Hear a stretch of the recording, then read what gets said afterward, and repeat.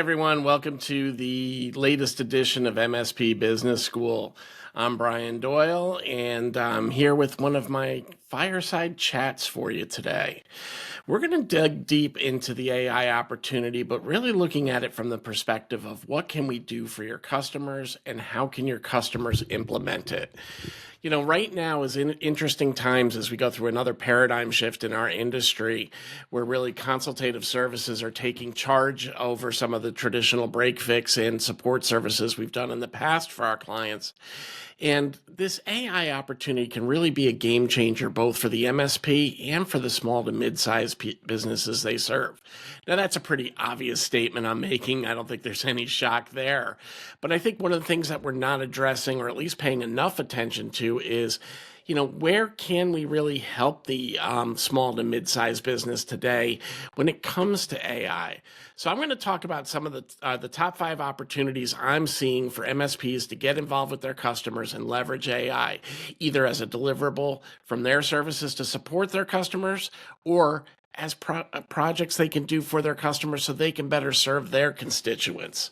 And I'm going to kick things off with one that's pretty obvious to us within our industry, but believe it or not, is not being utilized as much as you would think outside in the commercial community, and that's AI-powered customer support. Now, when I talk about AI customer-powered support, I'm really looking at using like agentic AI or chatbots to really get in front of our customers and give a more 24/7 access experience. When you think about it, over 90% of customers expect an immediate response when they contact a business. But for small businesses with a handful of employees, just like you as MSPs, that's nearly impossible. So if we can develop an AI capability to step forward and kind of take over that load when we're not live and really help people self-serve and get some of those questions, it really might help improve both CSAT for us to our clients and our clients to their clients, but more importantly, make sure that we're really kind of addressing things in a more streamlined fashion. We all struggle with that customer support part of this. We can always have limited staff at any given time, depending on what's going on in our industry, and our clients are no different. Peak seasons, holidays can really jump in there, and they've really got to look for a way to address staying on top of customers. Think about a small e-commerce business that gets flooded with customer questions around the holiday season. Without enough staff, they're not going to be able to keep up, and those sales can go elsewhere, right? Especially if they're not being answered. Certainly can lead to abandoned carts, on their site. Chatbots can now be built to really help with frequently asked questions, process returns, and even upsell, all without human interaction. So, how do we do this? For the MSP, you need to identify where their high customer interaction needs live. Is it through chat on their website? Is it at the time of, checkout if they are e-commerce? What are the channels that are happening today that are driving the conversation that these customers are having with their clients? And then we need to figure out how we can deliver an agentic AI service or a chatbot to really help with that solution. We have solutions like that built for ourselves in our industry. Kudos to folks like Thread and Giant Rocket Ship for really taking some of that ticket automation capability and really, helping that process forward. Look at how you can emulate that for your customers, or what packages might be out there for your customers that you can help implement and then offer training and ongoing support. So, there's really a huge opportunity for customer service with AI. The next opportunity I want to talk about a little bit today is predictive analytics and business insights. We are always looking for more insights into how we can improve our business. And sometimes our drivers are a little bit anecdotal. Hey, this is the busy season right now. As a software provider, I know that from September until Thanksgiving is really peak season, but is it truly, right? And this is where, if we can look at how we can leverage AI capabilities in combination with BI capabilities, business intelligence, we can probably build some really slick scenarios to help our customers better analyze their business and better understand when things are going on. A good example of a real world scenario would be like a small clothing boutique that noticed that sales dip in January and they don't understand why. Well, some of that might be quite obvious, but that they might not know why really. And what they can do is start looking at, maybe I got to shift the line of business. Maybe during the Christmas season, I was selling high-powered fashion, and that's what I was advertising and marketing. But AI is going to tell me that my users are really looking up things like fitness gear as they make their New Year's resolutions. And that can really change how I stock my business, how I market my business, and then how I move into that business in January and take that traditionally slow month and hopefully make it a little bit stronger. So these are the kind of insights that we're looking to find.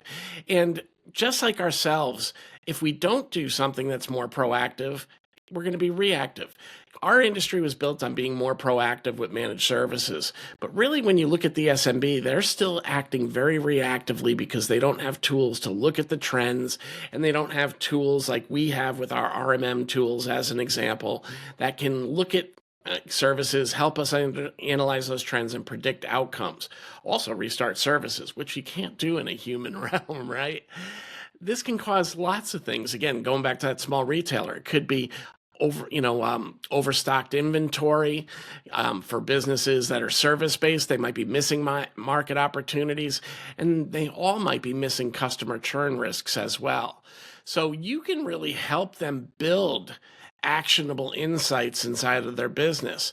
Look at what data sources they're needing, look at what trends they're trying to analyze, and then you can start looking at how to bring in that data from their current data infrastructure, whatever databases they have, whatever software tools they're using in the cloud, and bring in tools like Tableau or Power BI to really help them build some customized dashboards and get a better handle on when things are going to change within their business. And then you can build this into an as a service, right? We love that acronym, but think about analytics as a service and really drive these systems home for them for a while. The next one I want to talk about, and many of you are already aware of this, but AI-driven marketing automation. Marketing automation is a huge benefit to all businesses. These tools help us, continue to market even when we're busy, right? So we need to look at where you can sprinkle some AI in there to really help enhance that as well. When you think about what's the first thing that falls through the cracks, I'm not even going to say for SMBs, I'm going to point right at you guys, MSPs. When you get busy, the first thing that falls through the cracks is marketing. But maybe that's where AI can come in and automate some of it. I'm going to kind of talk about a coffee shop as an example here, but they can use AI to send out personal emails like a coupon for free latte on your birthday. Now, some of that's happening today, but now AI is looking at what they're sending out. They're able to look at their last 5 previous orders and really tailor what they're going to send to me. Hey, Brian Doyle, I see it's your birthday. Go get a nice coffee on me, buddy. And that's where things can get enhanced. It's not just here's your $5 coupon, but you can make a suggestion. You can make a recommendation. You can even say, try something different, right? So and AI will write that note for you, given the right prompts and the right instruction. So this is really a huge opportunity that you can dive into. And for the MSPs, introduce your customer to the AI marketing platforms. Everybody knows HubSpot as a big marketing platform, but there's tools like I use, Jasper AI, that can really help you with marketing, drafting, and there's plenty others out there in the marketplace. But look for those AI-based platforms. We use ActiveCampaign, and they're doing a good job of really integrating some AI capabilities that our partner success reps are using. And you need to find those opportunities for your customer as well. And then you can help them set up and customize those campaigns. Now, maybe you don't do that work specifically, but I know most of you are out there networking, and this could be a great time to make some introductions to some of your marketing cohorts, who in turn are going to make introductions back to you, so you can even use it as a carrot that way. And then ultimately, you can look at bringing that into that analytics and optimization services that you're building and really maximize ROI. So the next one, and you guys are well aware of this, is really the cybersecurity concerns out there. We know that 43% of cyber attacks are now targeting small business. And of course, only about 14% are truly prepared to defend themselves. Those are the ones that are using you today. AI can now be a 24/7 watchdog, spotting threats like phishing emails and unusual logon attempts before they cause real harm. Now, most of you have implemented systems that have those AI capabilities there. Start talking to your customer about those tools in a different way. Many of them are looking at fear, uncertainty, and doubt as the way that they're, looking at cybersecurity. Oh, this isn't going to happen to me, kind of thing. You now need to really work with them to identify where the risks are in their business, bring these tools to them, and then have the AI enablement within those tools to help you do a better job. And, some of the ways that you can do that is,